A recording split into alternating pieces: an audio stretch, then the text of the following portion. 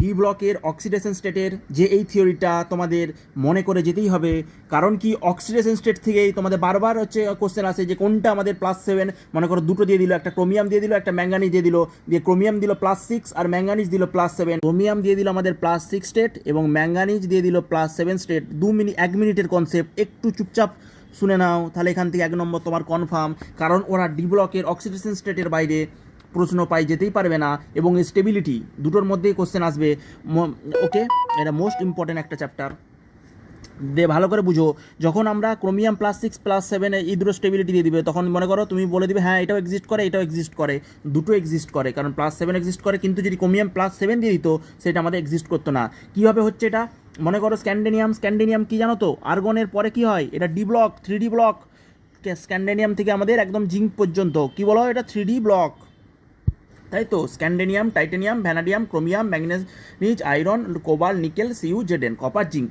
দেখো যত আমাদের গ্রুপের 21 থেকে 25-এর দিকে যাবো, যত দেখো তো 21, এটা 22 টাইটেনিয়াম, ভ্যানাডিয়াম 23, তত দেখতে পাচ্ছ এই যে +2 থেকে দেখো তো অক্সিডেশন স্টেটটা আমাদের ইনক্রিজ করার প্রবণতাটা বাড়ছে। এইভাবে একটা যদি আমরা ডায়াগোনাল টানি, দেখো তো +2 +3 +4 +5 +7 পর্যন্ত, তার মানে কি আমাদের 20 থেকে যখন 25-এ যাচ্ছি অক্সিডেশন স্টেট, সেখানে আমাদের 25 থেকে আবার 30-এ গেলাম, এখানে আমাদের কি হলো, এটা আমাদের ইনক্রিজ করলো, এটা আমাদের করলো।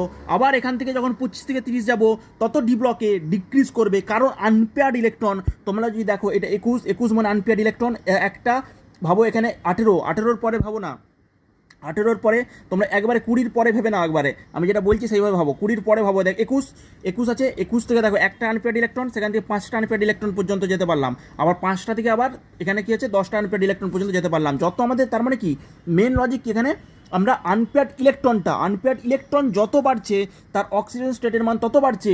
ওই জন্যই আমরা কী করবো, দেখো টাইটেনিয়াম থেকে +2 +3 +4, ভ্যানাডিয়াম +2 +3 +4 +5, ক্রোমিয়াম আমাদের +6 পর্যন্ত, ম্যাঙ্গানিজ +7 দিয়ে আবার এক এক করে কমাবো।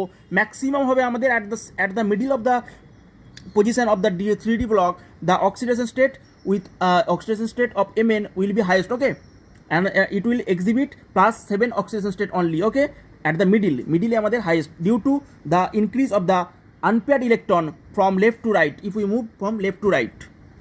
তাহলে বোঝা গেল।